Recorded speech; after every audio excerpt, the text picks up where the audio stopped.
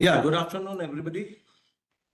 So, yesterday we discussed about the present status of environment. We discussed about air quality. We discussed about Paris Agreement. We also discussed about water environment and all. So now the question is, इसका मुकाबला कैसे किया जाए? How to face it? Problem तो है, सबको पता है कि प्रॉब्लम है, बट इस प्रॉब्लम को मुकाबला कैसे करें? ग्लोबल स्तर पे, नेशनल स्तर पे एंड लोकल स्तर पे किस तरह से इसको हैंडल किया जाए, that is the question.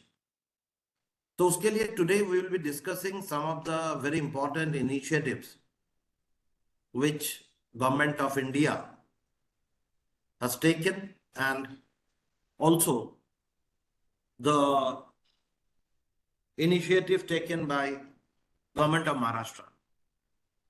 I being from Nagpur, I have chosen this government of Maharashtra, but I'm sure सारे स्टेट में, सारे जगहों में, सारे अलग अलग जगह, अलग अलग स्टेट के अलग अलग इनिशिएटिव्स होंगे, बिकॉज ये जो एनवायरनमेंट का प्रॉब्लम है ये किसी व्यक्ति विशेष का प्रॉब्लम नहीं है, ये ग्लोबल प्रॉब्लम बन के खड़ा हुआ है. तो first let's start with government of India initiatives. We are first the air pollution. देखिए, मैं आपसे ये बताना चाहता हूं कि पोल्यूशन तो कई है. एयर पोल्यूशन है, नॉइज पोल्यूशन है, वाटर है, पोल्यूशन है, हैजार्डस पोल्यूशन है. बट सबसे ज्यादा फोकस एयर पोल्यूशन पे इसलिए है कि अगर एयर पोल्यूशन हमारे लिए सबसे ज्यादा खतरनाक है क्योंकि ये जानलेवा है इमीडिएटली. आज अगर किसी ने प्रदूषित पानी पी लिया तो देयर इज ए चांस कि उस हॉस्पिटल जाएगा, ट्रीटमेंट कराएगा, जीने का एक हल्का फुल्का चांस है. बट अगर आप एयर पोल्यूशन में, कैसा है बोली? अरे भाई किसका चालू है भाई, म्यूट करो. मगर यदि एयर पोल्यूशन में यू गेट exposure, तो it directly impact your health, number one. And number two, greenhouse gases emission, carbon emission and global warming, ये सब जो है, ये climate change जो हो रहा है, this is directly linked to air pollution. So every government main focus at the moment is on air pollution. आज के दौर में विश्व के सारे देश में, सारे जो हमारे नेतागण हैं, सारे जो हमारे पॉलिटिकल बिगविट्स हैं, हमारे जो देश की सोच है सारे देशों की, वो एयर पोल्यूशन पे ज्यादा फोकस्ड है, एयर पोल्यूशन को ठीक करने के लिए ज्यादा फोकस्ड है. तो सबसे पहले हम बात करेंगे एनकैप की, नेशनल क्लीन एयर प्रोग्राम, जो भारत सरकार ने चालू किया है. National clean air programme is a central government launched National Clean Air Program as a long-term, time-bound, national level strategy to tackle the air pollution problem across the country. And इसमें air pollution various उसमें ingredients है, oxides of sulfur, oxides of nitrogen, carbon monoxide, ozone, and most important particulate matter. ये particulate matter दो तरह के हैं. एक जिसे हम एसपीएम बोलते हैं, सस्पेंडेड पार्टिकुलेट मैटर, जो आपके 10 माइक्रोन साइज के होते हैं, और जो आरएस 2.5 माइक्रोन साइज के होते हैं. तो ये जो एनकैप जो गवर्नमेंट ने शुरू किया, ये सबसे पहले उनका टारगेट था कि 2019 में उसको बेस ईयर मान के जितना पार्टिकुलेट मैटर है एटमॉस्फेयर अपने वातावरण में है, हम उसे कंट्रोल करें उसके एमिशन को, और 2024 तक हम उसके 30% कम करें. And this proposes the implementation of city specific air quality management plan, city specific, जिसका नाम दिया गया national ambient air quality standards, भी बने हैं, देखेंगे. और भारत सरकार ने सबसे पहले 102 cities को नॉन अटेनमेंट सिटी चिन्हित किया। Mean these are the cities, non attainment cities, जहां पे पोल्यूशन लेवल खतरे के ऊपर है। Later on national green tribunal NGT ने इसमें और 20 शहरों को जोड़ दिया। इसमें और 20 शहरों को जोड़ देने के कारण टोटल ये हो गया 122। National air quality monitoring programme ये इंट्रोड्यूस हुआ, और जो भी मैं आपको बता रहा हूं ये मैक्सिमम 2014 के बाद हुआ है। This is a network consist of 703 manual operating station covering 307 cities. और इसमें क्या नापा जा रहा है? Sulphur dioxide, oxide of nitrogen, particulate matter 10 and particulate matter 2.5। और इसी के साथ 134 real time continuous ambient air quality monitoring station और 71 सिटीज में लगे, जिसमें पैरामीटर्स बढ़ा दिए गए। इन पैरामीटर्स के साथ ammonia, carbon monoxide, ozone and benzene भी नापे जाएंगे। पहली बार हम इंडिया ने उस समय सोचा कि शहरों के हम जो एयर पोल्यूशन की बात करते हैं, इसको क्वांटिफाई करना जरूरी है, इसको नापना जरूरी है। तो ये मॉनिटरिंग प्रोग्राम लगाया गया ऑल ओवर इंडिया में। What was the objective? The objective was to determine the status and trend of ambient air quality. Ambient air quality मतलब आपके आसपास की एयर क्वालिटी। हम जहां रह रहे हैं नागपुर में, मैं जहां रहता हूं, वहां का एयर क्वालिटी क्या है? इस शहर की एयर क्वालिटी नहीं है, अलग जगहों की एयर क्वालिटी है। To ascertain whether the prescribed ambient air quality standards are violated, to identify non-attainment cities, जिसके बदौलत इन्होंने 102 सिटीज को आइडेंटिफाई किया था। करेक्टिव मेजर्स क्या होना चाहिए, and also to understand natural cleansing process underground in the environment through dilution. For example, एक थर्मल पावर प्लांट है। थर्मल पावर प्लांट से जो एमिशन निकल रहा है वो हवाओं के रुख के तरफ बह रहा है। तो ऑब्वियसली जो सबसे करीब रह रहे हैं थर्मल पावर प्लांट के, उनके लिए लाइफ सबसे दूभर है। फ्लाई ऐश की मात्रा उनके आसपास में बहुत ज्यादा छा रही है, और वही जो 10 किलोमीटर दूर है उन पे उतना इंपैक्ट नहीं आ रहा, क्योंकि वो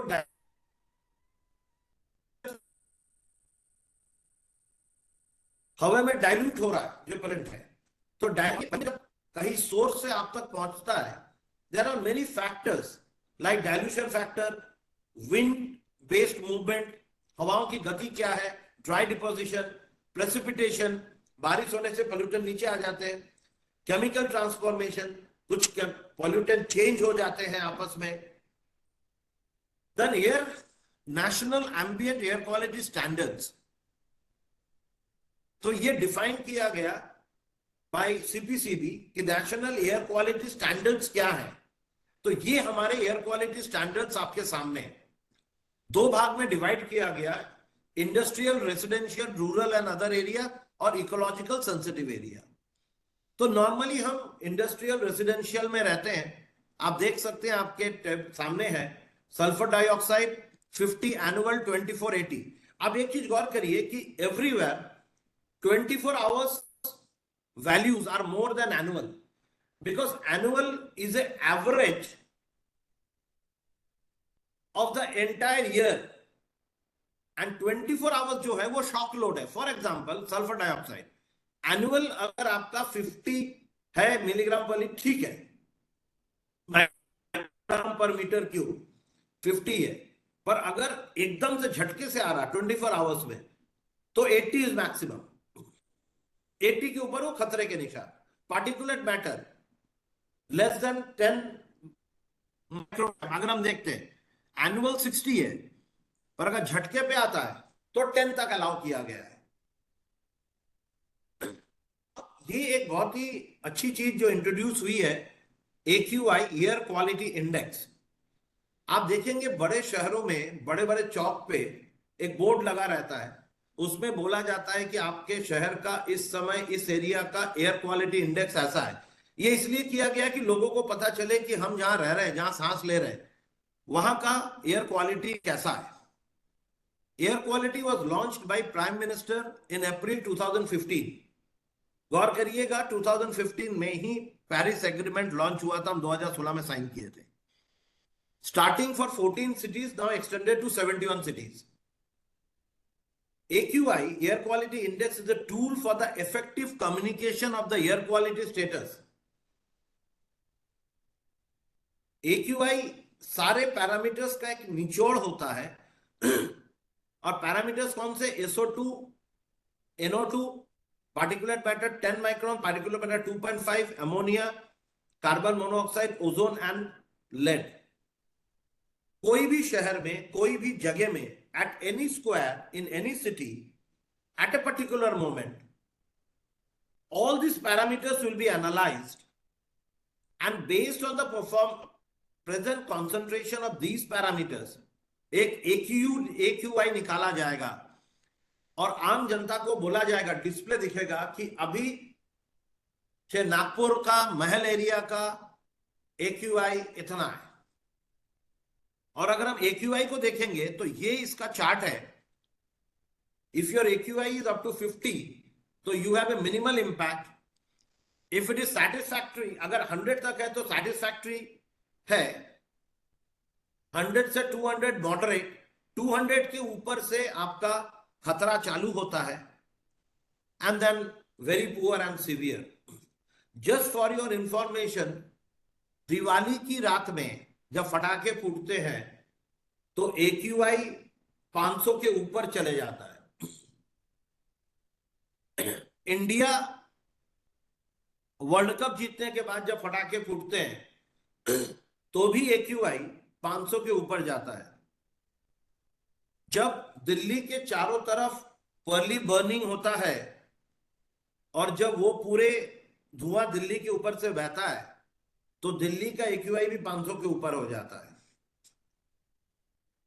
एक नॉर्मल केस में अगर अभी हम देखते हैं, और AQI में क्या होता है कि अगर आपके 5-6 पैरामीटर अच्छे हैं, एक खराब है, तो भी आपका AQI 200 के ऊपर आ जाता है। फॉर एग्जाम्पल इन नागपुर, अगर आप बाकी पैरामीटर्स देखेंगे, एज बिकॉज नागपुर के आसपास में इंडस्ट्रीज उतने हैं नहीं, तो SO2, NO2, ammonia, ozone and lead का उतना खतरा नहीं है। मगर Nagpur is a developing city, and I am sure आप लोगों के बहुत सारे शहर डेवलपिंग हैं, तो वहां पे रोड कंस्ट्रक्शन हो रहे हैं, वहां पे घरों का कंस्ट्रक्शन हो रहा है, वहां पे फ्लाईओवर बन रहा है। तो इन सब से भारी मात्रा में पार्टिकुलेट मैटर एटमॉस्फेयर में आता है, PM10 and PM2.5, and that is bringing Nagpur to in a poor AQI zone. अगर नागपुर के डेटा हम पिछले 6 महीने का टेस्ट कर देखें तो जब जब नागपुर पुअर में आया है, 95% केसेस में it is due to suspended particulate matter, which is contributed by mainly by construction activities और कचरा जलाना। तो this is national air quality index. Now these are the non attainment cities. ये मैंने नागपुर का बना के रखा है क्योंकि ये महाराष्ट्र के सिटीज है। इसमें 17 शहर है महाराष्ट्र के जो नॉन अटेनमेंट में आते हैं, और जो महाराष्ट्र के हैं उनको ये दिख रहा है कि कोई भी शहर बचा नहीं है। All the major cities of Maharashtra are non attainment. All major cities of Maharashtra are non attainment. Akola, Amravati, Aurangabad, Chandrapur, Jalgaon, Jalna, Kolhapur, Nagpur, Mumbai, Navi Mumbai, Pune, all cities. अब इसमें एक और बात है, थोड़ा सा मैं लाइटर वेन में बोलना चाहूंगा कि जब कोविड-19 फैला था, जब कोविड-19 में आप देखेंगे कि महाराष्ट्र में सर्ज था, केरल में था, और कुछ कुछ स्टेट ऐसे हैं जहां पे कोविड बहुत कम था। बिहार हो गया, पश्चिम बंगाल हो गया। पर मुद्दा यह है कि कोरोना वायरस पूछता था कि आपका सरनेम क्या है, तब मैं आपके अंदर घुसूंगा। महाराष्ट्र में, केरल में बहुत ज्यादा टेस्टिंग हुआ, and as a result of which there were more positive cases. There are states where testing उतना हुआ ही नहीं, तो पॉजिटिव कैसे होगा? सेम हियर, जहां जहां पे जिस जिस स्टेट में seriously air quality data monitoring हुआ, एयर क्वालिटी स्टेटस लिया गया, पाया गया कि वो पोल्यूटेड है, बहुत जगहों में टेस्टिंग हुआ ही नहीं। That is why we are having only 122 cities in India where there is air pollution. Believe me, if it is to be done properly, then this 122 will, in a moment, it will jump to 500 cities. Because I am traveling a lot, और मैं कोई भी शहर देखा नहीं हूं दोस्त जहां पे मैं बोल सकूं कि air quality is good. This is a scene of the non-attainment cities. Now, National Clean Air Action Plan. Again, ये पाया गया कि all over world इंडिया में one of the major problem is the suspended part SPM. So this National Clean Air Action Plan was implemented. It is a mid-term program जो 2019 को base मान के 2024-25 तक स्टडी करना चाहते हैं PM 2.5 and PM particulate matter 2.5 and particulate matter 10, और इसको रोकने की पूरी उपाय योजना बनाना चाहते हैं कि सो दैट 2025 जहां हम अभी हैं, तो 2019 में जितना PM 10 PM 2.5 था, क्योंकि शुरुआती 2019 में हुआ था, मैंने आपको बताया कि कम से कम हम वो लेवल को मेंटेन करें। मतलब आगे के 6 साल में PM 10 और PM 2.5 बहुत बढ़ जाए, ऐसा ना हो। कुछ रेस्ट्रिक्शंस के मेथड्स निकाले, कुछ प्रोटोकॉल्स निकाले, कुछ SOPs निकाले। ये 6 साल में जो सरकार ने निकाले भी है, जो मैं आपको बता रहा हूं, ये सारे SOPs ही है, जो करके एम है कि 2025 तक 2019 के लेवल को मेंटेन किया जाए। इसके सिवा some other important initiatives, advanced vehicle emission and fuel quantity standards. You all know that BS4 से हम डायरेक्टली BS6 में गए। आपको शायद मैं एग्जांपल देना चाहूंगा, ये शोकांतिका है हमारे सोच की। हमारे शहर में ऐसे बहुत पर्यावरण के लोग हैं जो पेड़ लगा लेते हैं और अपने आप को ट्री मैन, पर्यावरण के कंसर्न करके बहुत ज्यादा अपने आप को प्रमोट करते हैं। पर जब ये vehicle emission and fuel quality standards आया, पहले तो हमारे व्हीकल मैन्युफैक्चरर्स को लगा कि ऐसा कुछ होने नहीं वाला है, BS4 के गाड़ियां भी बिकेगी।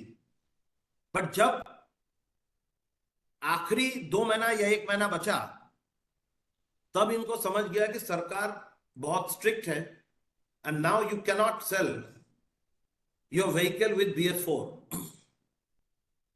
सो they took out all the vehicles which are in their godown at a half price. And Honda company, they had a small bike sort of called Navi, and this Navi vehicle was BS4, and there was a huge stock. So they started selling it out at 25,000. And in Nagpur, there was a huge line of buyers to get Navi at 26,000. And believe me, I have seen a couple of environmental so-called activists, environmental guys, standing on that queue to get Navi. क्योंकि हमारे 25,000 बच रहे हैं। सरकार ये किसके लिए कर रही है कि BS4 से BS6 में जंप कर रही है? ये हमारे और आपके लिए, आने वाले प्रजन्म के लिए। पर हम उस लाइन में लगे नावी के कि हमारे 25,000 बच जाएंगे, ये डेट के पहले खरीद लेते हैं, बाद में नावी नहीं बिकेगा।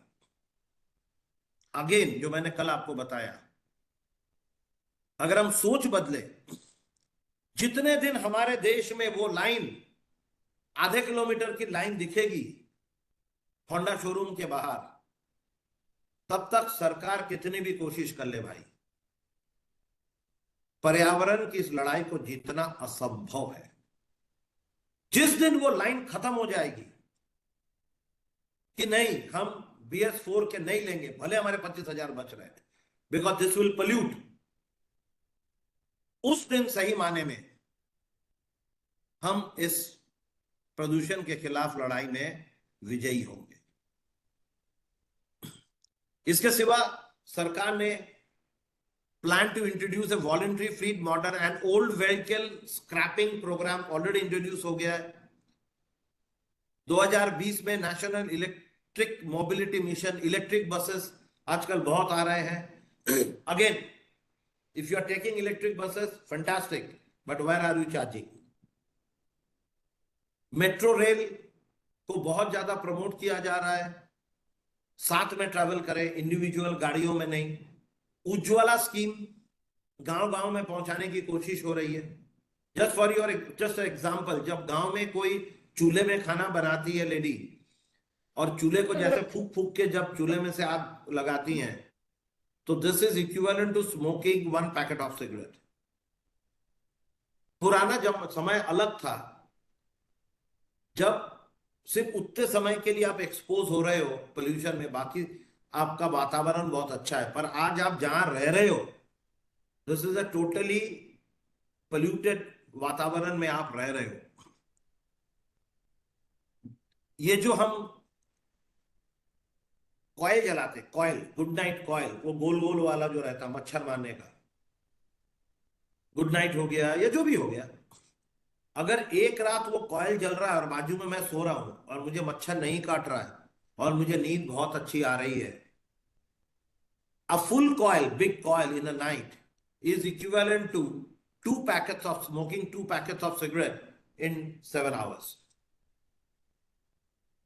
PM सूर्य घर मुफ्त बिजली योजना, केरोसिन को कम यूज हो उसके लिए भी सरकार योजनाएं हैं।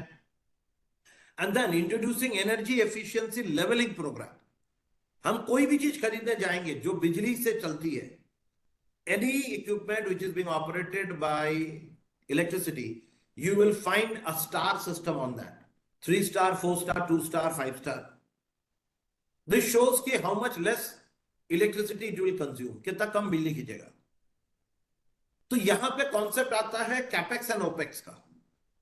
हम सिर्फ कैपेक्स देखते हैं, अरे एसी खरीदना है, 3 स्टार एसी वोल्टास का 3 स्टार लगा हुआ है, 31,000 में आ रहा है, 5 स्टार तो यार 40,000 हो रहा है यार मैं 3 स्टार ही ले लेता हूं, 9,000 रुपए बचाएंगे। बट वो आपका ज्यादा बिजली खींचेगा। हो सकता है कि 9,000 वसूल करने में आपके 3 साल लग जाए, मगर हमारी सोच क्या है, हम अपना 9,000 बचा ले रहे हैं और 3 स्टार लगा दे रहे हैं। 5 स्टार तो बहुत महंगा है यार, और है भी। तो यहां पे एक संतुलन लाना पड़ेगा। मैं बिल्कुल ये नहीं बोल रहा हूं कि आपको 5 स्टार ही लेना है, हर आदमी अफोर्ड नहीं कर सकता यार। जहां पे 48 डिग्री टेम्परेचर चल रहा है वहां पे उसको एसी तो लगेगा। उस समय कोई पर्यावरणविद बोले नहीं नहीं एसी से तो काफी पोल्यूशन होता है, आप पंखे के नीचे रहिए। अरे कैसे रहेगा भाई, अगर जिंदा रहेगा तो आगे बात करेगा ना। नागपुर में 48 डिग्री में थोड़ी चलेगा एसी के बिना। अभी मैं जून में ये लेक्चर ले रहा हूं तो एसी बंद है। अगर यही मैं अप्रैल एंड या मई फर्स्ट वीक में ले रहा हूं तो मैं भी एसी चला के लेक्चर लूंगा। तो पर्यावरण के लिए कुछ ऐसे नहीं बोलना है जो पॉसिबल ही नहीं है। We have to be rational. ये एक बहुत इंपॉर्टेंट चीज है आज एनवायरमेंट के लिए। नाउ COP26 ग्लासगो में हमारे ऑनरेबल प्राइम मिनिस्टर ने जो 5 कमिटमेंट दिए, जो पेरिस एग्रीमेंट के आगे के कमिटमेंट है। हम पेरिस एग्रीमेंट में अच्छा कर रहे हैं इसलिए हम आगे का कमिटमेंट दे रहे हैं। India will achieve a target of net zero emission by 2070। Net zero मतलब जितना कार्बन हम एमिट कर रहे हैं उतना ही हम एब्जॉर्ब कर रहे हैं या उतना ही हम बचा रहे हैं। कि भाई हम इतना कर सकते थे, हमने इतना बचा लिया, हमने इतना किया, दोनों को प्लस माइनस करो zero. By 2030 India will meet 50% of its energy requirement from renewable energy. हमारे देश की जो एनर्जी की जरूरत है वो पूरे एनर्जी का करीब करीब 50% 2030 तक हम रिन्यूएबल एनर्जी में ले जाएंगे, जो मैंने कल आपको बताया था, मुख्यतः wind energy and solar energy. और India will decrease the total projected emission by 1 billion tonne by 2030। आज की जो एमिशन है उसे 1 बिलियन टन हम कम करेंगे बाय 2030। और नॉन फॉसिल फ्यूल मतलब रिन्यूएबल सोर्स ऑफ एनर्जी का जो टोटल कैपेसिटी है हमारी, सारे नॉन रिन्यूएबल एनर्जी, सारे रिन्यूएबल एनर्जी मिला के, सॉरी, सारे रिन्यूएबल एनर्जी मिला के, विंड हो गया, सोलार हो गया, टाइडल हो गया, सब मिला के, बायोगैस हो गया, सॉलिड वेस्ट से एनर्जी जनरेशन हो गया, कचरे से एनर्जी जनरेशन हो गया, सब मिला के हमारा जो टोटल कैपेसिटी होगा वो 500 गीगावाट का होगा। और हमारी जो कार्बन एमिशन है, कार्बन इंटेंसिटी है, बाय 2030 हम उसको 45% कम करेंगे। गौर करने की बात है, जहां पे बाकी देश लिस्ट में कहीं है ही नहीं, वहां हम 7वें 8वें पोजीशन पे रहने के बाद पेरिस एग्रीमेंट पे जो हमने अचीव किया, जो कमिट किया था 2016 में, 9 साल में उसके 50-60% अचीव करने के बाद हम 2030 के लिए हमारे खुद के लिए नए मापदंड लगा रहे हैं। We are setting up a new target for us, the new standard for us. Very few country in the world is doing this at the moment.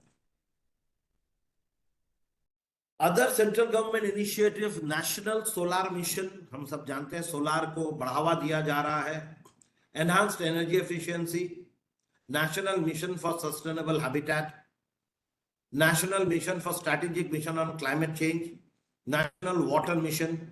These are the steps which अलग-अलग, because 1.5 घंटे में all initiatives we cannot discuss, so we have selected few. Green India Mission, Sustainable Agriculture का mission, these are the initiatives of the central government which they are picking up. National Plan for Conservation of Aquatic Ecosystem, Biosphere Reserve, watershed development projects, compensatory afforestation management and planning authority. Compensatory afforestation, पेड़ लगाना, अपने green belt को बढ़ाना, क्योंकि हमने promise किया है कि हम हमारे कार्बन सिंक क्या है, जो अपना ग्रीन बेल्ट जो है, जो अब्सॉर्ब करेगा कार्बन को, जो हम उत्सर्जित कर चुके हैं, उसको बढ़ाना। तो these are the things. Our second topic will be ban on the single-use plastic. Government क्या कर रही है? Again, I will take a 2 minutes break and would like to know. हम आप तक पहुंच पा रहे हैं? आप कंफर्टेबल हैं? Yes, sir. Yes, sir. Yes, sir. Yes, sir. Yes, sir. Yes, sir. Okay, thank you. Yes, sir. एक बार पूछ लेना जरूरी होता है, because ये थोड़ा सा सूखा टॉपिक है, क्योंकि इसमें गवर्नमेंट के इनिशिएटिव्स हैं, ये पढ़ना पड़ेगा दोस्त, क्योंकि सिर्फ प्रॉब्लम बताने से नहीं होगा। डॉक्टर सुनील तालुकदार बंगाली, आप बंगाली हैं क्या? No, sir. I am actually from Assam. Assam. हमारे बंगाली में भी तालुकदार सरनेम। असम में कहाँ पे? वहां तो फ्लड आया हुआ है। हाँ सर, मैं गुवाहाटी में ही हूँ अभी। वहाँ यहाँ पे ठीक ठाक है हालात सर। ठीक ठाक है, ओके। गुवाहाटी में मेरे एक बहुत प्रिय मित्र हैं, Purba Jyoti Sharma. He is head of Nestle and staying in Guwahati. Okay sir. So nice. मैं कल टीवी में देख रहा था कि Welcome. पूर्वोत्तर में काफी ज्यादा फ्लड आया हुआ है। हाँ सर, यहाँ पे फ्लड भी आते हैं अरुणाचल की पहाड़ियों से, और यहाँ पे बारिश भी बहुत हुआ है। Artificial okay. फ्लड भी होता है गुवाहाटी में। ओके, चलिए अब प्लास्टिक के बारे में बात करेंगे। वो कल के दमदम वाले भैया हैं कि निकल लिए? हाँ सर है। है ना? आपका नाम क्या है? बस कल भूल गया था मैं। सुमन पात्र। How to spell? Suman Patra. Okay yes sir, yes okay. Sir. नहीं, क्या है बस एक, अब मैं भी वहीं का हूँ, तो वहां के लोगों में एक खासियत है थोड़ा सा कि अपना लैपटॉप ऑन रहेगा, भाई साहब चले कुछ और करने से, मैंने एक बार कंफर्म कर लिया है कि नहीं है। नहीं सर, मैं हूँ। सुमन पात्रा जी। पात्रा जी, ओके। चलिए सिंगल यूज प्लास्टिक पे बात करेंगे और इसमें बड़ी इंटरेस्टिंग बातें करेंगे और खुल के करेंगे।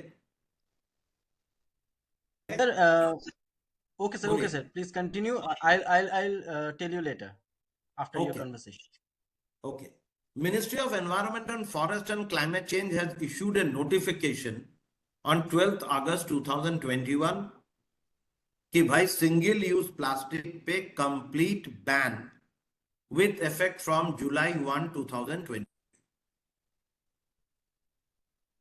अब ये 2022 के जुलाई से सिंगल यूज प्लास्टिक में complete ban. It's a national call. It's a central government, Ministry of Environment, Forest and Climate Change issued a notification. उसके काफी पहले दोनों में इतना फर्क है। उसके काफी पहले on 23rd March 2018 Government of Maharashtra issued a notification with a complete ban on plastic. Please try to understand the difference. Central government has given a complete ban on single-use plastic. But in March 2018, Government of Maharashtra gave a ban on plastic. Now, ban on plastic, not possible. Later on, that ban of Maharashtra, Government of Maharashtra was extended by 3 months. Ab March, 23rd March, extended by 3 months. April, May, June. Now, if this has to be followed, the ban of Government of Maharashtra, so जून के महीने में plastic पूरा ban, तो मेरा raincoat, जून में तो बारिश होगी, मेरा रेनकोट तो गया काम से, बैन है, मेरी बैन है। That was the reason why that ban of given by Government of Maharashtra went for a toss. Implement हो नहीं पाया, पॉसिबल ही नहीं है। आप 3 महीने में बोलोगे प्लास्टिक बैन, जो प्लास्टिक आज हमारे रोजमर्रा के जिंदगी में घुस गया है। So after lot of studies central government decided कि we will go in steps. So first we will target single use plastic, because 46% of the plastic waste generated nowadays is single-use plastic. So they said, what is single-use plastic, right?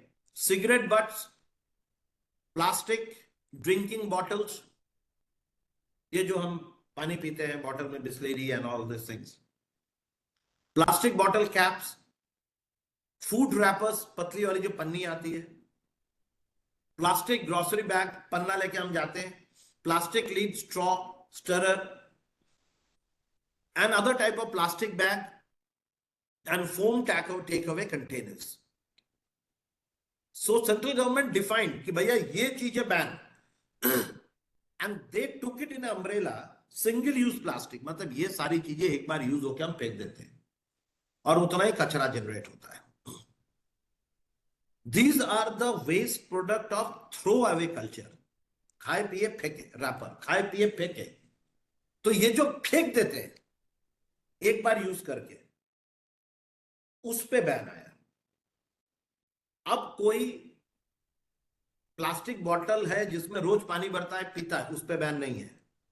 पर आप जो so-called package drinking water का पानी लेते हो, उस पे ban है, क्योंकि वो बॉटल आप बहुत पतला रहता है, वो आप हर बार यूज नहीं कर पाओगे।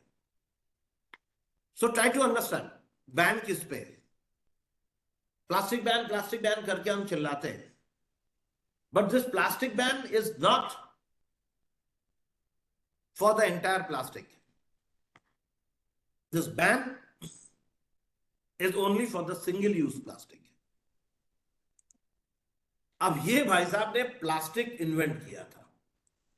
अब इन्होंने ये सोचा नहीं था कि हम भस्मासुर बना रहे हैं. भस्मासुर की कहानी आपको पता है. एक असुर थे, शिव जी की तपस्या किए, शिव जी को खुश हुए. उन्होंने पूछा क्या वर चाहिए, तो उन्होंने बोला मैं जिसके सर पे हाथ रखूं वो भस्म हो जाए. तो शिव जी बोले तथास्तु, बम भोले भोले शंकर दे दिए.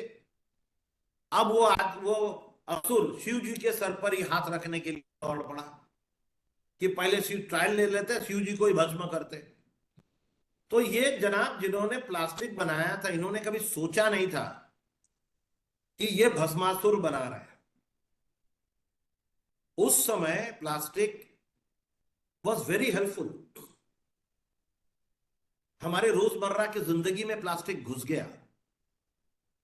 बट आज जब हम उस वेस्ट की बात करते हैं तो वाकई में ये भस्मासुर है साहब. कुछ फैक्ट्स. क्यों प्लास्टिक का प्रॉब्लम क्या है? Plastic are non biodegradable. 20% of the solid waste is plastic. कोई भी शहर का जो सॉलिड वेस्ट निकलता है, solid waste from any city, आप देखोगे तो उसमें 20% is plastic. It chokes the sewer line. The पन्नी जो हम लेके घूमते हैं ना, आप कोई भी ड्रेनेज सिस्टम क्लीन करेंगे तो यू विल फाइंड उसमें से जो कचरा निकलेगा 100% उसमें से बॉटल्स निकलेंगे और उसमें से प्लास्टिक पन्नियां निकलेगी. एक मूवी आई थी बहुत दिन पहले मुंबई फ्लड्स के ऊपर में, तुम मिले. उसमें जो बॉम्बे फ्लड्स दिखाया गया, हर जगह में फ्लड. क्यों बॉम्बे? हर फ्लड, शहर में जो भी फ्लड्स आते हैं उसका एक मुख्य कारण है कि all the sewer lines are choked with plastic bags, carry bags. ये पन्नी जो हम जाके आलू प्याज कुछ भी खरीदते हैं, पन्नी दे दे भाई. Microplastics less than 5 mm. It has reached to ocean in such a number that it is a threat to the aquatic animals. And this is definitely dangerous for the cattle. आज हम गौ माता को खाना खिलाते हैं, हम पुण्य कमाने के लिए खिलाते हैं, पर हम वो प्लास्टिक में देते हैं. गौ माता को क्या समझता क्या रोटी है और क्या प्लास्टिक की पन्नी है. वो बेचारे दोनों खा जाती है, जो उनके मौत का कारण बनता है. चित्रगुप्त देख रहा है क्या पुण्य कमाया. एक तो रात को पार्टी हुई थी, उसमें से जो 5, 6, 7 रोटी बच गई, वो रोटी खिलाए तुमने गौ माता को. कौन सा खुद खाने के पहले जाके गौ माता को खिलाए? वो भी 10% लोग होंगे. बाकी लोग वेस्ट नहीं होना चाहिए, गौ माता को खिला देते, आह करके दौड़ पड़े. अपनी बची हुई रोटी खिलाए, उसमें प्लास्टिक भी था, ऐसी रास्ते पे फेंक दिए. गौ माता दोनों खा गई, बीमार पड़ेगी. चित्रगुप्त देख रहा है. फिर हम ऊपर जाके बोलते हमने गौ माता को रोटी खिलाई, हमें स्वर्ग में आने दो. चित्रगुप्त तो लैपटॉप के खोल के बोलता है तेरा जैसा आदमी तो नरक में जाएगा, जा बेटा लेके जा इसको. फिर हम चित्रगुप्त का डीआरएस करते हैं. ये गलत हुआ चित्रगुप्त जी, हम डीआरएस करेंगे. फिर वहां डीआरएस होगा नहीं. कुछ facts. 500 billion plastic bags used each year. 500 billions. 13 million tons of plastic leak into ocean every year. Just देखो, 13 million tons of plastic ocean में जा रहा है. 17 million barrels of oil used on plastic production each year. 1 million plastic bottle brought every minute. पूरे विश्व में हर minute में 1 million 10 lakh plastic bottles खरीदे जा रहे हैं. ये फैक्ट्स आपके सामने हैं. And 50% of the consumer plastic are single-use plastic. एक fact check. India generates 3.4 million tons of plastic waste every day and recycle only 30% of the plastic waste generated. अरे दशरथ जी अपना फोन बंद करें, म्यूट करें। दशरथ जी फोन म्यूट करें। ये देखो दशरथ जी sir only एक one. मिनट में म्यूट करती हूँ प्लीज वेट. 700-800 रुपयाला, 650 रुपयाला हो. त्यावेळेस सोयाबीनचा भाव पण तेवढाच असायचा, 3,500-4,000, 4,500. आज तीच सोयाबीनची बॅग झाली 2,500 आणि सोयाबीनचा भाव झाला 4,500. वो जो मैं अभी एग्जांपल दे रहा था ना, दशरथ जी वही है, लैपटॉप खोल के चल दी कि वापस आके बोल देंगे very informative session sir. Anyway तो India generates 3.4 billion tons of plastic waste every day, recycles 30% plastic waste generated. Thus wastage is 2.38 million tons of plastic every day. 2.38 million tons of plastic हम waste करते हैं, और ये 2023 का data है economic times का। भयानक डेटा है, भयावह डेटा है। अब एक कॉन्फ्लिक्ट देखिए, ministry of environment and forest and climate change notification 12th August 2021 says carry bags made up of virgin or recycled plastic should not be less than 75 microns in thickness from 31st September 2022 to 30th December 2022। मतलब लगभग एक साल पहले बता दिया जा रहा है कि भाई एक साल बाद 31 सितंबर 2022 से 30 दिसंबर 2022 तक अगर आप प्लास्टिक बैग यूज कर रहे हो तो उसका कोई भी प्लास्टिक यूज कर रहे हो तो उसका थिकनेस 75 माइक्रोन होना चाहिए, और 31 दिसंबर 2022 के बाद वो 120 माइक्रोन होना चाहिए। मतलब आज के डेट पे 120 माइक्रोन होना चाहिए। अगर आप कोई भी प्लास्टिक यूज कर रहे हैं जो 120 माइक्रोन से कम है थिकनेस में, तो वो सरकारी रूप से बैन है, यहाँ पे कार्रवाई हो सकती है।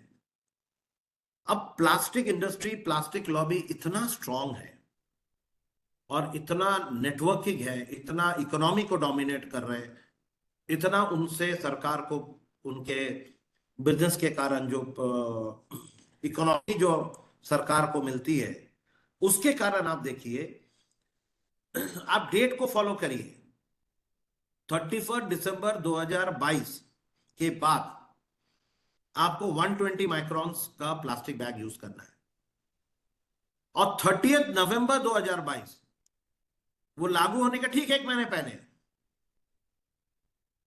गवर्नमेंट ऑफ महाराष्ट्र ने नोटिफिकेशन निकाल दिया, non woven polypropylene bag more than 60 gram per square metre shall be allowed, जबकि सेंट्रल गवर्नमेंट ने नॉन वोवन बैग को टोटली बैन कर दिया है। अब आप बताइए, हम जाएंगे पूछेंगे भैया ये नॉन ओवन पॉलीप्रोपिलीन बैग दे रहे हो, ये 60 ग्राम पर स्क्वायर मीटर है क्या? कौन नापेगा भाई? और प्लास्टिक पैकिंग मटेरियल को 50 माइक्रोन के ऊपर है तो चलेगा। गौर करिए, सेंट्रल बोल रहा है 120 माइक्रोन और स्टेट बोल रहा है 50 माइक्रोन के ऊपर होगा तो चलेगा। आप कौन से कानून लगा के पकड़ोगे? आज नागपुर में नागपुर महानगर पालिका ने एनडीएस रखे हुए हैं, न्यूसेंस डिटेक्शन स्क्वाड। ये सब एक्स आर्मी के लोग हैं। जब इनसे चर्चा होती है ये यहीं पे बोलते हैं कि कौन सा फॉलो करे भाई। ये शोकांतिका आपके सामने, बाकी स्टेट क्या फॉलो करना पता नहीं, पर महाराष्ट्र में ये लेके कंफ्यूजन है। अब प्लास्टिक बैन मुकम्मल करने में प्रॉब्लम क्या है?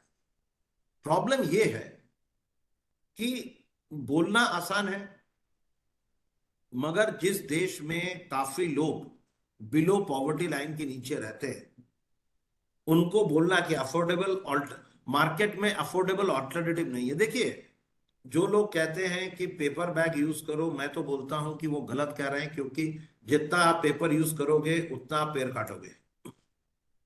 तो प्लास्टिक पन्नी, प्लास्टिक कैरी बैग का रिप्लेसमेंट केवल कपड़े का बैग ही हो सकता है। अब कोई मजदूर जाता है, घर जाते हुए थके आ रहे 2 आलू और 1 प्याज, 2 प्याज लेके जाएगा, तो वहां पे अगर हम उसको बोलेंगे कि आपको बैग दे रहे हैं 2 रुपए का, तो वो नहीं लेगा, क्योंकि उसको पन्नी फ्री में मिल रही है। तो आप कितना जागरण कर लीजिए, आप कितना भी कानून बना लीजिए, जब तक आप मार्केट में ऑल्टरनेटिव नहीं दे पाएंगे, तब तक आप उस चीज को मार्केट से बाहर नहीं कर पाएंगे। आपको ऑल्टरनेटिव देना पड़ेगा, उतना ही एफोर्ड, उतने ही पैसे में, उतना ही ड्यूरेबल, बट एनवायरमेंट फ्रेंडली। तभी आप इस प्लास्टिक को हटा पाएंगे मार्केट से। आज चाउमीन खाने जा रहे हैं हमारे मित्र, एक पंचायती लाल जी चाउमीन खाने जा रहे हैं। अब ये तो बहुत ही हो गया भाई कि पंचायती लाल अपने पॉकेट में चम्मच लेके जाएगा, अब वो उसको प्लास्टिक का चम्मच देगा जो बैन है, पंचायती लाल को खाना है। अब अगर सरकार उस आदमी पे, चाउमीन बेचने वाले पे जोर लगाती है, बैन कर दिया, नहीं चलेगा, स्टील का चम्मच रखो, तो स्टील के चम्मच का जो खर्चा आएगा वो चाउमीन में लगाएगा, फिर पंचायती लाल चिल्लाएगा, यार कल तो हाफ हाफ तुम दे रहे थे 25 रुपए में, आज तुम 30 बोल रहे हो यार। तो कहने का मतलब है कि ऑल्टरनेटिव देना पड़ेगा, उसी पैसे में देना पड़ेगा, उतना ही ड्यूरेबल देना पड़ेगा और एनवायरमेंट फ्रेंडली देना पड़ेगा। और सिटीजन में अवेयरनेस कम है। पढ़े लिखे लोग हमारे आपके जैसे, देखिए ना, आप अपने से पूछिए ना बॉस, हमारे आपके जैसे लोग जो पढ़े लिखे हैं, प्रोफेसर्स है, असिस्टेंट प्रोफेसर्स है, हम में से कितने लोग हैं जो ये गारंटी से बोल सकते हैं कि हम सिंगल यूज प्लास्टिक यूज नहीं करते? बहुत मुश्किल है मुझसे। सब करते सिंगल यूज प्लास्टिक यूज, कहीं ना कहीं हम यूज करते, बट वही है, कम करिए। बैन है जहां पे कोई ऑप्शन नहीं है, बहुत प्यास लगी है, बहुत पानी नहीं है, वहां ले यार बॉटल, क्या करोगे? बट वही कि एक बॉटल ले लिए, 2 सिप मारे, आधा पानी पीने के बाद है फेंक दो यार, हमारे पास तो पैसा है, ये ना करे बस। एनवायरमेंट कंजर्वेशन सुनने में अच्छा लगता है, पर इंप्लीमेंट करना बहुत मुश्किल होता है। ज्ञान देना बहुत आसान है, उसको अपने दिनचर्या में लाना इज एब्सोल्युटली डिफिकल्ट, और वहीं पे असली खेल है। हम सब जानते हैं, हम समझते हैं, हम मानते हैं, हमें पता है, पर हम इंप्लीमेंट नहीं कर पाते, क्योंकि उस समय हम अपना छोटा सा सुख, छोटी सी सहूलियत देखते हैं। हम बड़े कैनवास में कभी सोचते नहीं है। मैं पहले ज्वाइन कर गया था, आज 12 बजे के 5 मिनट पहले, तो पहले जो सर की लेक्चर चल रही थी मैं सुन रहा था, बड़ा अच्छा लगा। उन्होंने एक बहुत अच्छी बात कही कि आप अकेले नंबर कमा के क्या करोगे जब तक आपके आजू बाजू वाले नंबर नहीं कमा रहे। ये भी हमारे प्लास्टिक बैन जैसा ही है, हमें पता है यार ये खराब है, पर आप मेरे को बताइए वो कौन सा व्यक्ति होगा आज के कॉम्पिटिटिव वर्ल्ड पे जो ये चाहेगा कि जितना मुझे आता मेरे आजू बाजू वाले को आए। आज हमारी जिंदगी इतनी कॉम्पिटिटिव हो गई है। उन्होंने एक बहुत अच्छा एग्जाम्पल दिया कि पतंग उड़ेगी, पतंग की डोर हाथ में रहेगी तो मजा आता है, पर साथ में ये भी डर रहता ना भाई दूसरा आके मेरी पतंग काट देगा, तो हमें मांझा उससे बेटर लेना है कि वो ना काट दे। तो हम कौन सा मांझा लेंगे? हम चाइनीज मांझा लेंगे, क्योंकि मेरी पतंग नहीं कटनी चाहिए। अब चाइनीज मांझा बायोडिग्रेडेबल नहीं है, चाइनीज मांझा से पक्षी मरते हैं, चाइनीज मांझा पेड़ों में लटका रहता है, पक्षी उसमें फंस जाते हैं। सूत के मांझा में प्रॉब्लम नहीं है। आज हमारे देश में चाइनीज मांझा पे बैन है, पर हर उड़ाने वाला, पतंग उड़ाने वाला चाइनीज मांझा यूज करता है, क्योंकि उनको दूसरे की पतंग काटनी है। पतंग उड़ाना है, अगर यही एंजॉयमेंट है तो चाइनीज मांझा की जरूरत नहीं है। सरकार की इनिशिएटिव है ban on Chinese Manjha, but हम धड़ल्ले से चाइनीज मांझा ले रहे हैं। क्यों? क्योंकि अगर चाइनीज नहीं होगा तो मेरी पतंग कट जाएगी। तो आज अगर मैं बोलता हूं कि प्लास्टिक बैन लागू करना है, तो मुझे एक ऑल्टरनेटिव देना पड़ेगा।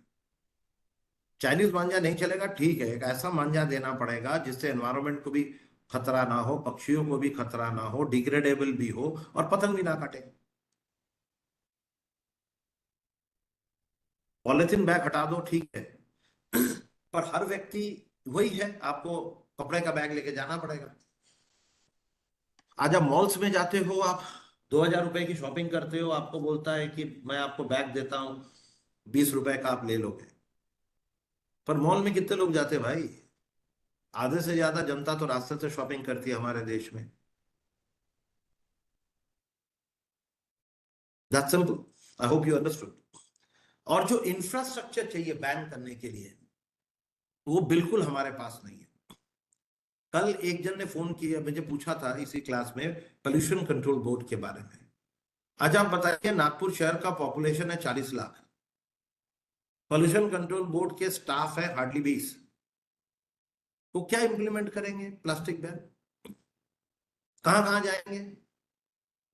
वो क्या देखेंगे कौन कचरा जला रहा नहीं जला रहा? वो सिर्फ नागपुर म्यूनिसिपल कॉर्पोरेशन को पत्र लिखेंगे, मेल करेंगे, अरे देखो भाई देखो क्या हो रहा है। मैन पावर कम है, नहीं कर पाएंगे, वो देखेगा, वो बोलेगा मेरे पास कम है, वो देखेगा। तो अल्टीमेटली क्या है, जब तक आम जनता खुद रियलाइज करके बंद नहीं करेगा, तब तक पर्यावरण संरक्षण हमारे देश में नहीं हो पाएगा दोस्तों। या फिर मैसिव फाइन लगाओ। हेलमेट पहनो तुम्हारे सर के लिए, हेलमेट पहनो तुम्हारे सर के लिए, कोई नहीं पहनता। 100 रुपए का फाइन हुआ तो भी लोग नहीं पहन रहे, डरेंगे 100 रुपए। जैसे ही वो 500 रुपए हुआ, अब लोगों को लगा यार इससे तो जल्द सस्ते में तो हेलमेट आ जाएगा, तो चलो हेलमेट खरीद लेते। वो भी आप लोग आपके आसपास देखिए ना, जो हेलमेट पहनते हैं वो कैसा एक टोपा पहन के घूमते हैं। वो एक्सीडेंट अगर खुदा ना खास्ता हुआ तो सबसे पहले वही टोपी बाहर निकल जाएगा। और वो भी मैंने देखा है, 2 व्हीलर वालों को सिग्नल क्रॉस करके हेलमेट उतार के सामने रख देना, फिर सिग्नल आएगा तो हेलमेट पहन लेना। ये सोच जब तक नहीं बदलेगी ना दोस्तों, तब तक नहीं हो पाएगा कोई भी पर्यावरण संरक्षण का काम। कमिंग टू नेक्स्ट टॉपिक, स्वच्छ भारत मिशन। स्वच्छ भारत मिशन में स्वच्छ सर्वेक्षण 2016 से चालू हुआ। पहले 73 सिटीज, फिर बढ़ते बढ़ते बढ़ते अभी 4,477 शहर हुआ। इसका मेन ऑब्जेक्टिव क्या है स्वच्छ भारत मिशन का? Act as enabler for mission acceleration in the cities, foster healthy competition. Cities के बीच में कंपटीशन है, इन्होंने कैटेगरी किया है 1 लाख से कम पॉपुलेशन वाले सिटी, 1 से 10 लाख के सिटी पॉपुलेशन वाले सिटी, 10 लाख के ऊपर पॉपुलेशन वाले सिटी। और रैंकिंग है फर्स्ट सेकंड थर्ड। हम जानते हैं कि पिछले 8 साल से 7 साल से इंदौर फर्स्ट आ रहा है। Foster healthy competition among cities to improve their performance on sanitation parameters. Sanitation parameters में कंपटीशन सिटीज के बीच में, शहर कितना साफ है, पब्लिक शौचालय कितना साफ है, सॉलिड वेस्ट ट्रीट कर रहे हैं कि नहीं कर रहे, गंदगी शहर में स्वच्छता कितना है। Encourage large scale citizen participation. स्वच्छ भारत मिशन स्वच्छ सर्वेक्षण का एक और ऑब्जेक्टिव है कि ज्यादा से ज्यादा लोगों को जोड़े, ज्यादा से ज्यादा लोगों को इन्वॉल्व करे and improve sanitation services delivery by cities to. एक शहर अपने, हम लोग टैक्स देते हैं और उस टैक्स से हम हर चीज का टैक्स देते हैं। हम रास्ते में चलने का टैक्स देते हैं, हम शहर की ब्यूटिफिकेशन का टैक्स देते हैं, हम एनवायरमेंट टैक्स देते हैं, हम हर चीज का टैक्स देते हैं, हम एजुकेशन टैक्स देते हैं। पर हम टैक्स देते थे, हमको लगता हो गया भैया टैक्स देते हैं ना, अब हम कुछ भी करें। मेंटेलिटी ऐसी है कि हमने किराए का घर लिया, हमने महीने का पैसा दे दिया ना, मगर क्योंकि घर मेरा है, मैं तो अभी टैक्स, मैं तो अभी रेंट दिया हूं। पर भाई वही मेरे को रहना है ना, दीवार अच्छा दिखेगा। दुबे जी शर्मा जी आएंगे, क्या बोलेंगे, क्या बना के रखा दीवार में, तेरे बच्चे को समझता नहीं है, बच्चा के पिकासो है, चित्रकारी कर रहा, दीवार पे स्लेट खरीद के दे, उसमें करेगा। फिर भी आप देखेंगे बहुतों के घर भी एक चित्रकार है, छोटा बच्चा क्या करे। तो improve sanitation services delivery to cities by citizens, ये स्वच्छ भारत के ऑब्जेक्टिव्स हैं। ये नागपुर शहर के कुछ रैंकिंग्स हैं जो नागपुर के हैं उनके लिए इंटरेस्टिंग है। फिलहाल हम 27वें पोजीशन पे हैं 10 लाख से ऊपर वाले शहरों में। और ये स्वच्छ भारत मिशन के जरिए स्वच्छता महुआ ऐप इंस्टॉल हुआ है। इसके जरिए आप ये ऐप को अगर आप इंस्टॉल करेंगे और आप कहीं पे भी कोई भी गंदगी देखेंगे, garbage dumping, public toilet not clean, public toilet में पानी नहीं है, कोई जानवर मरा पड़ा है, कोई रास्ते का स्वीपिंग नहीं हुआ है, कोई गंदगी है, उसका फोटो लेके आप अपलोड करेंगे तो 48 घंटे में उस शहर का नगर निगम, उस शहर का प्रशासन उसको एक्ट करेगा। पहले ये 24 घंटा था, बाद में 24 घंटा बहुत कम पड़ रहा है तो उसको 48 घंटा किया गया है।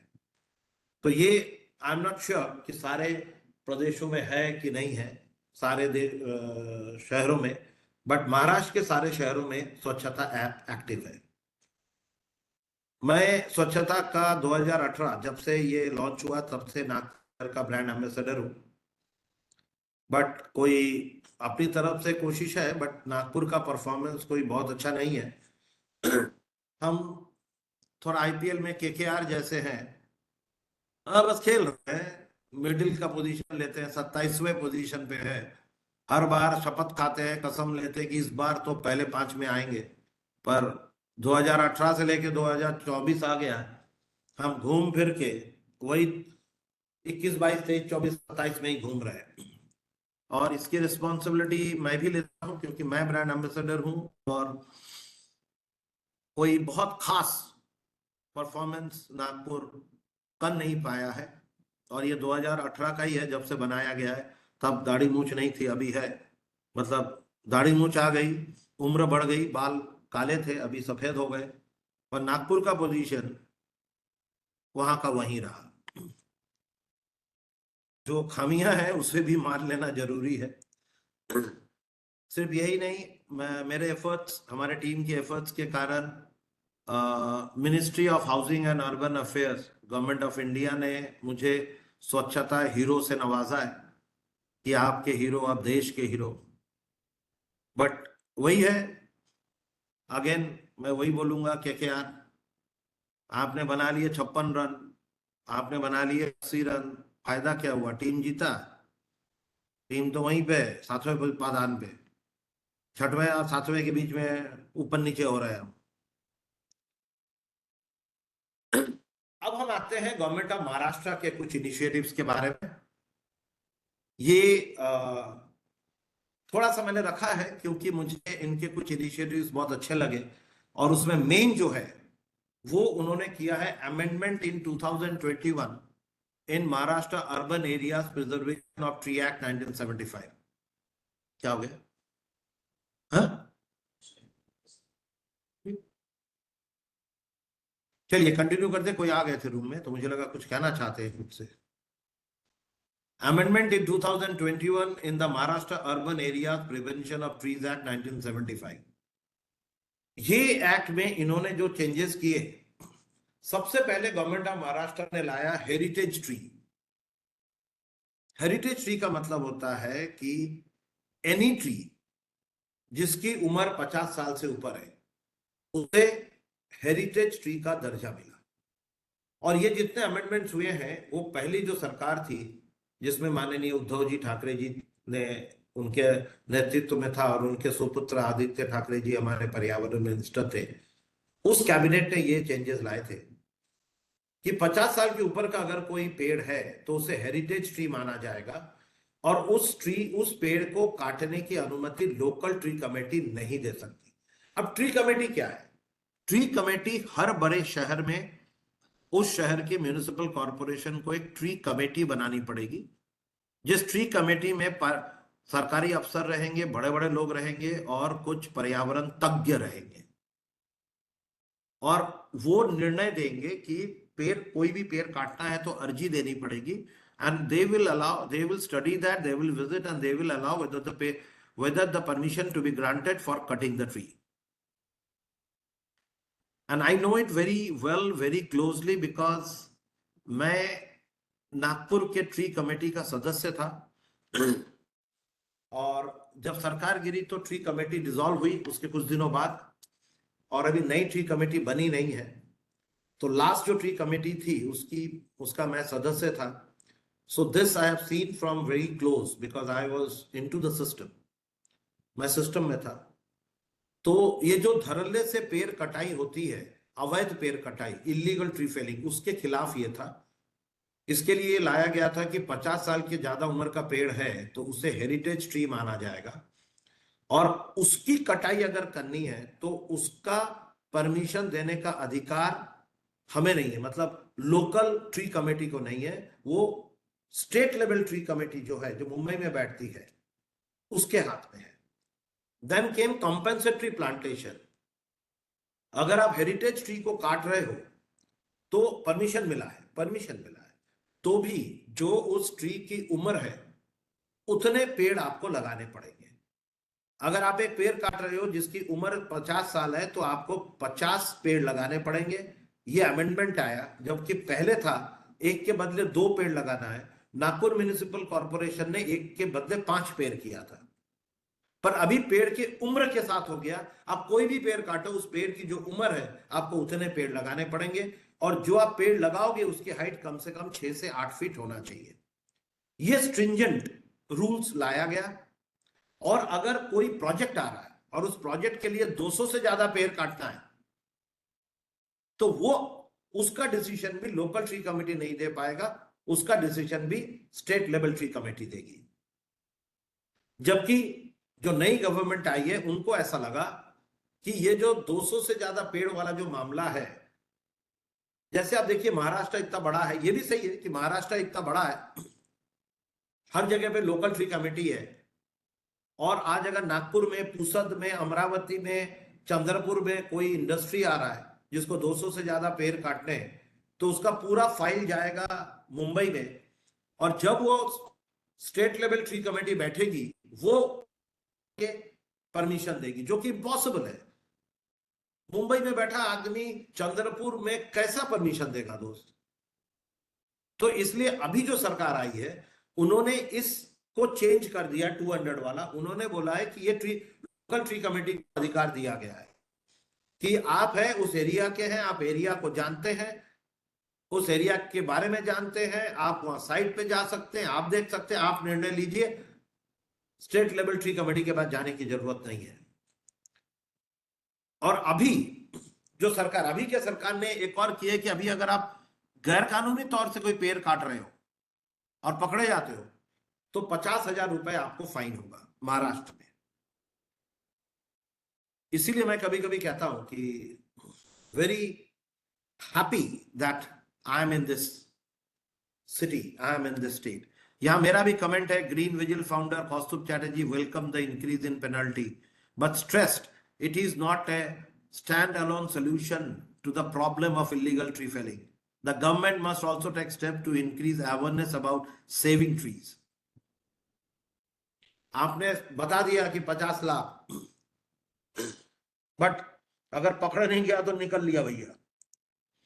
अब देखिए इसमें एक बात है, ट्री, इसमें मैं थोड़ा आपसे ये बात करना चाहूंगा, बड़ा इंटरेस्टिंग है कि आज अगर एक जेन्युइन आदमी को पेड़ काटना है, ट्री फेलिंग क्यों बढ़ रहा है? जेन्युइन देखिए, आज मेरे दादाजी ने, आप समझ लीजिए दुबे जी के दादाजी ने एक पेड़ लगाया था, वो पेड़ काफी बड़ा हो गया और अब वो पेड़ दुबे जी के घर का जो कंपाउंड वॉल है उसके ऊपर आ गया।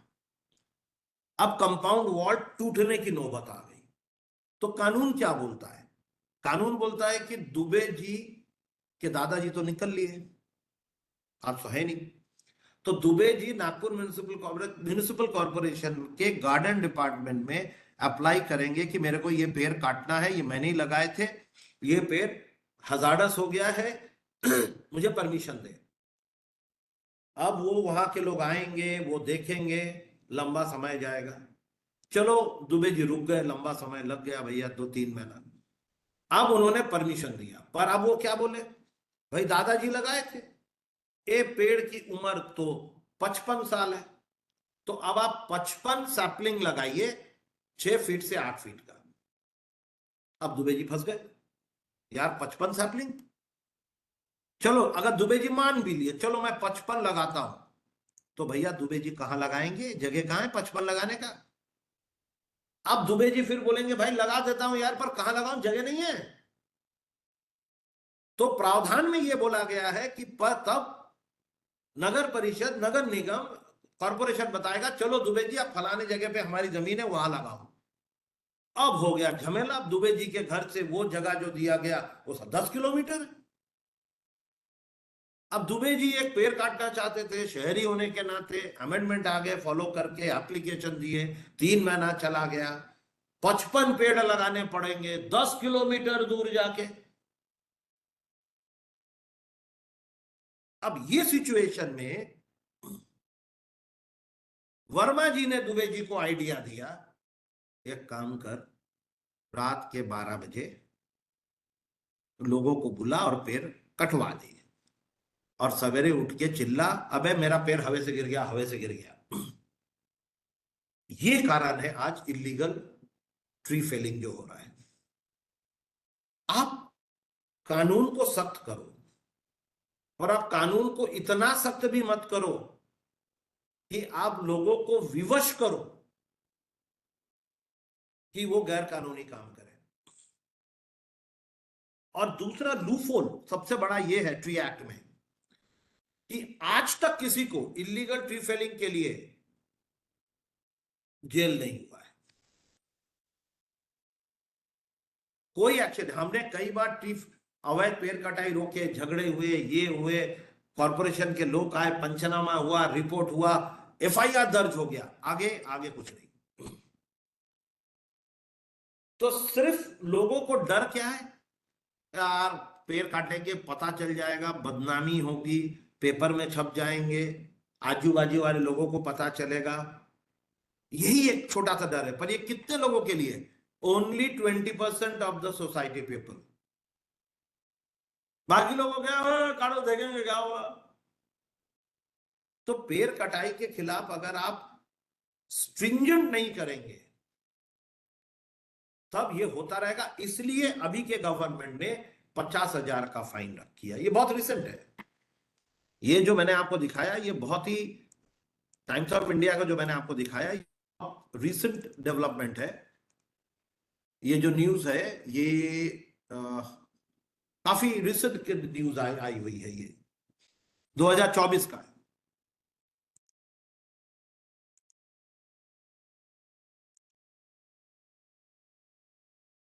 चलिए आगे बढ़ते हैं। अब महाराष्ट्र सरकार का एक और बहुत अच्छा इनिशिएटिव है माझी वसुंधरा अभियान।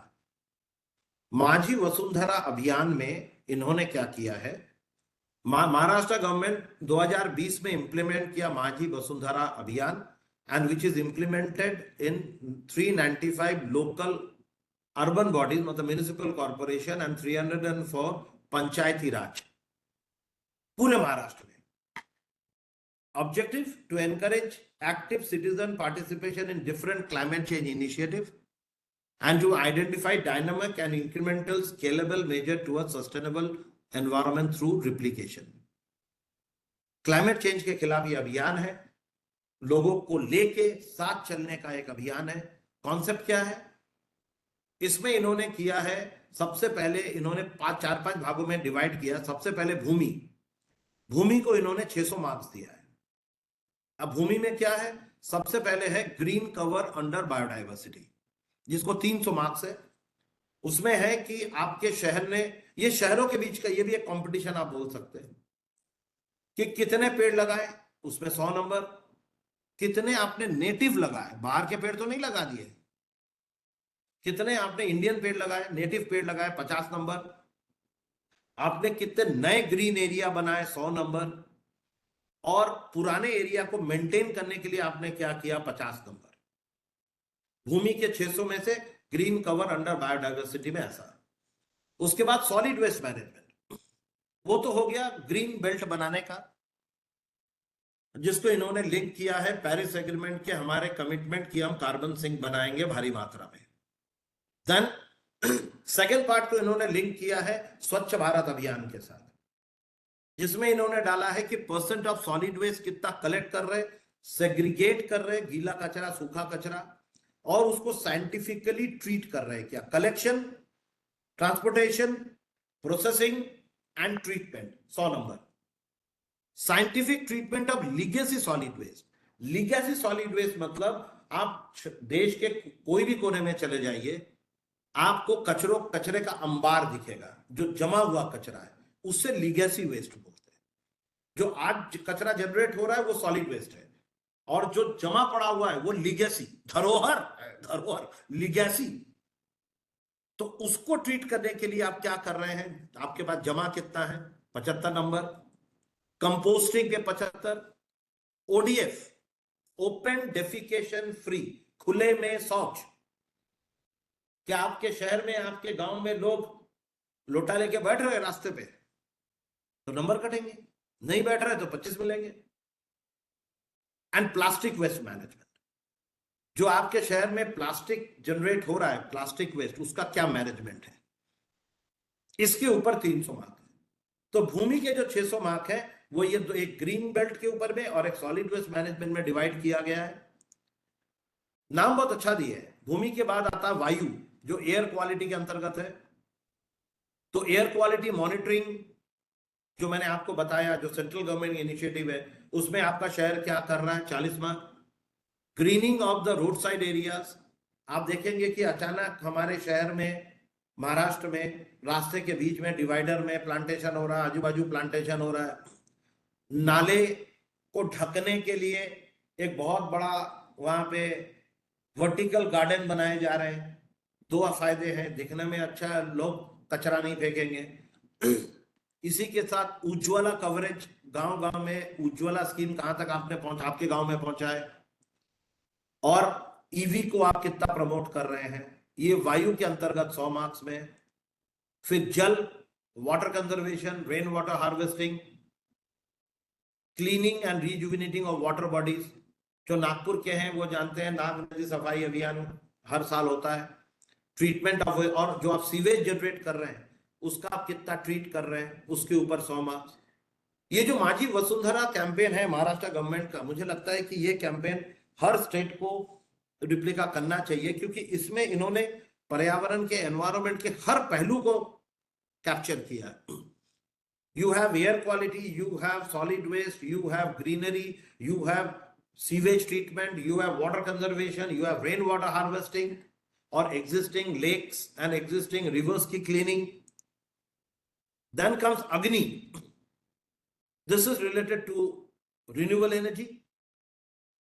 आपने कितना प्रमोट किया रिन्यूएबल एनर्जी को, total number of solar LED light कितने लगाए, ग्रीन बिल्डिंग का कैसा है, इलेक्ट्रिक व्हीकल्स। एंड देन आकाश, इसमें है एडुकेशन एंड एनहांसमेंट। ये सरकारी लोगों के लिए है कि जो लोग इसे इंप्लीमेंट करेंगे, जो आपका तंत्र है, जो इंफ्रास्ट्रक्चर है, क्या वो इक्विप्ड है, are they educated about environment. जिस आदमी को आप भेज रहे हो सॉलिड वेस्ट के कुछ काम दिखाने देखने के लिए, क्या उसे पता है कि सॉलिड वेस्ट क्या है, लीगेसी वेस्ट क्या है? क्या उस व्यक्ति को पता है कि बायो कंपोस्टिंग क्या होता है? या अगर वो व्यक्ति एयर क्वालिटी पे काम करना चाह रहा है तो उसको AQI समझता है, उसको समझता है कि कैसे मॉनिटरिंग होता है। तो ये जो एनहांसमेंट है इसके ऊपर मार्क्स है।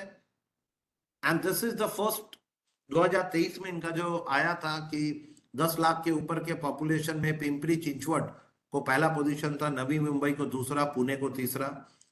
3 से 10 लाख के पॉपुलेशन का रिजल्ट और 1 से 3 लाख का रिजल्ट आपके सामने है। और इसके सिवा महाराष्ट्र गवर्नमेंट ने इलेक्ट्रिक पॉलिसी लॉन्च करी थी, जो बहुत अच्छा था कि बैटरी अभी धीरे धीरे 2025 में 10% ऑफ द जो व्हीकल्स आज बिकेंगे वो बैटरी ऑपरेटेड होंगे, जो करीब हो रहा है। और जैसे आप देख सकते हैं कि all government vehicles should be electric vehicle from 2022। आज नागपुर में तो है कि जितने भी नए व्हीकल लिए जा रहे हैं सब दो इलेक्ट्रिक व्हीकल्स लिए जा रहे हैं। तो दीज वर फ्यू पॉइंट्स जो सेंट्रल गवर्नमेंट के पॉइंट्स का ही रिप्लिका है जो गवर्नमेंट ऑफ महाराष्ट्र ने लिया है कि ईवी को प्रमोट करने के लिए। बट एक चीज में जो मैं कहूंगा कि गवर्नमेंट ऑफ महाराष्ट्र बोलिए या सेंट्रल गवर्नमेंट बोलिए जो पीछे रह गए वो ये है कि आपने पूरा फोकस ईवी व्हीकल बनाने में कर दिया, ईवी व्हीकल बेचने में कर दिया, लोग बहुत पैसे कमा लिए, मगर आप ईवी चार्जिंग स्टेशंस बनाना भूल गए। तो आज अगर ईवी चार्जिंग स्टेशंस नहीं बनेगा तो जैसे मैंने कल बोला कि फायदा क्या है दोस्त, जो आप टेल पाइप पोल्यूशन है वो आप ले जा रहे हो थर्मल पावर प्लांट में, तो this has absolutely no meaning. So thank you so much once again. बदलाव बहुत धीमी आहट से आता है, महसूस करो एहसास होगा। बदलाव बहुत धीमी आहट से आता है और पर्यावरण के इसमें आने वाले बदलाव तो बहुत ही धीमी आहट से आता है। महसूस करने की कोशिश करिए, फिर आपको एहसास होगा। Thank you so much. Madam 15 minute late मिला था, फिर भी 1:30 बजे खत्म किए हैं। और Thank you so much, sir. क्योंकि कल आपने You बोला have था, shared a lot of good initiatives of our government regarding environment. और अगर Friends, किसी if you have any query, please ask. Please go ahead with the questions if anyone has any. Sir मेरा एक question है, अभी आपने जो बताया कि हमें स्वदेशी प्लांट यानी कि हमारे जो लोकल प्लांट है वही प्लांटेशन में लगाने हैं, क्यों बाहर के कोई प्लांट हम नहीं लगा सकते, ऐसा कुछ है सर? Good question. देखिए क्या होता है, क्या होता है मैं आपको बताऊं कि आपने सुबबुल का नाम सुना होगा। सुबबुल मेक्सिको का प्लांट है। वो एक एग्जांपल दे रहा हूं, सब क्लियर हो जाएगा। 1980s में जब उस समय एक कॉन्सेप्ट जब भारत सरकार ने लाया था कि गांव में अफॉरेस्टेशन हो रहा था और गांव को स्वावलंबी करने की कोशिश हो रही थी, तो सुबबुल के जो पेड़ है वो बहुत जल्दी बड़े होते हैं।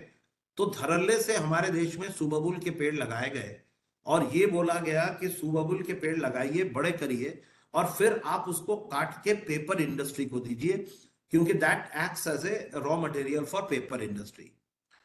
बट उस समय इतना नहीं सोचा गया, पर आज ये देखा जा रहा है कि जो सुबबुल के पेड़ है, ये पेड़ जहां आते हैं और किसी स्पीशीज को आने नहीं देते, पूरा पानी खींच लेते और चारों तरफ में सुबबुल ही फैल जाते हैं। और सुबबुल की जो पत्ते हैं उसमें टॉक्सिसिटी भी है जो जानवरों के लिए भी फायदेमंद नहीं है।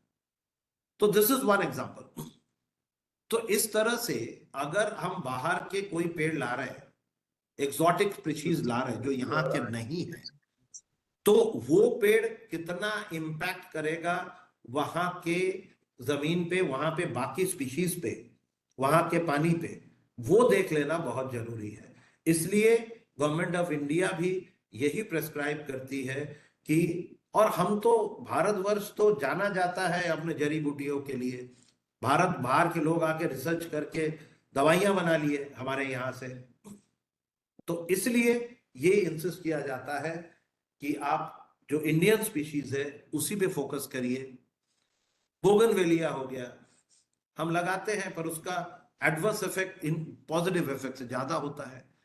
तो यही कारण है। और इसके लिए देखिए नेट पे पूरा दिया हुआ है, आप कौन से पेड़ लगाएंगे, आप क्या चाहते हैं, आप एयर प्यूरिफायर चाहते हैं, घर के अंदर लगाना चाहते हैं, स्नेक प्लांट रिकमेंड करते हैं लोग। I am not a botanist, आपके यहाँ जो बॉटनिस्ट होंगे वो मेरे से बेहतर जानेंगे।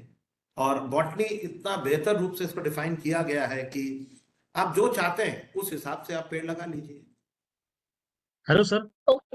हाँ जी, बोलिए बोलिए सर आपने कल से साउंड पोल्यूशन, वाटर पोल्यूशन और एयर पोल्यूशन के बारे में, साउंड पोल्यूशन के बारे में जो इम्पोर्टेंट टॉपिक है वो नहीं बताया सर आपने। सर देखिए सर, इम्पोर्टेंट तो सब कुछ है सर, पर घंटा तो 1.5 घंटा है सर अभी। तो देखिए अगर हम साउंड पोल्यूशन इंपॉर्टेंट बोलेंगे तो आज जो सबसे बड़ा प्रॉब्लम है वो तो प्लास्टिक पोल्यूशन है। या प्लास्टिक पोल्यूशन से भी ज्यादा अगर हम बात करेंगे तो ई पोल्यूशन है, इलेक्ट्रॉनिक गैजेट्स पोल्यूशन है। There are so many pollution sir, इसलिए मैंने आज के लेक्चर में जो बताया कि पूरे विश्व का फोकस आज एयर पोल्यूशन पे है, क्योंकि आज जो पर्यावरण में जो चेंजेस हो रहे हैं, जो क्लाइमेट चेंज हो रहा है, जलवायु परिवर्तन, वो एयर पोल्यूशन के कारण हो रहा है। तो एयर के साथ साथ मैंने वाटर पोल्यूशन को भी टच किया, बट आपका कहना बिल्कुल सही है, sound pollution is important, of course e waste pollution is also very important, hazardous waste sir, pollution क्योंकि important, साउंड पोल्यूशन की वजह से बहुत डेथ होते हैं, मैंने सुना है सर। जैसे death, डेथ होता है सर, जैसे ये डीजे बजाते हैं ना लोग, डीजे अजी शादी में डीजे नहीं, डेथ तो नहीं होता है सर, देखिए फिर भी वो मैंने डिपेंड देखा करता है है सर, साउंड के डेसिबल का एक लिमिट है, आप उस हाँ। डेसिबल के ऊपर जाएंगे और ओके। लोग बहरे हो जाते हैं, परमानेंट बहरे भी होते हैं, कुछ देर के लिए टेम्परेरी बहरे भी होते हैं, हो जाते हैं, और साउंड से इरिटेशन तो होता ही है। बट क्या है सर, एक एग्जांपल दे रहा हूं, साउंड पोल्यूशन कितना भी हो, पर भोपाल ट्रेजेडी नहीं होगी साउंड पोल्यूशन से। मुझे उम्मीद है आप सबको याद है, मिथाइल आइसोसाइनाइड गैस लीक हुआ था यूनियन कार्बाइड से,